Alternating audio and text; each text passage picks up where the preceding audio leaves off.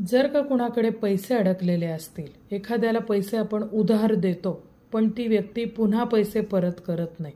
मुळात एक लक्षात ठेवा की पैसा समोरच्या व्यक्तीने नक्की काय कर्म केलेली आहेत त्या कर्मामध्ये तुमचा हात लागतो, त्यामुळे तुमची लक्ष्मीसुद्धा येण्यासाठी प्रॉब्लेम निर्माण होतात. अशा वेळेला एक उपाय सांगते. गुलाबाची फुलं घ्यावीत किंवा गुलाबाच्या फुलांच्या पाकळ्या कराव्यात, त्यामध्ये 2 कापराच्या वड्या ठेवाव्यात आणि ते बांधून लाल कपड्यामध्ये बांधून कपाटामध्ये ठेवावे. त्याचप्रमाणे दररोज 2 कापराच्या वड्या त्याच्यावरती थोडासा गुलाबाच्या सुकलेल्या पाकळ्या घालून त्या जाळाव्यात. घरामध्ये लक्ष्मी येण्याचे मार्ग तुमचे मोकळे होतील. ज्याला कोणाला उधार पैसे दिले आहेत ते सुद्धा मिळतील. हा उपाय ज्यांना नोकरी लागत नाही ते सुद्धा करू शकतात. त्याने त्यांना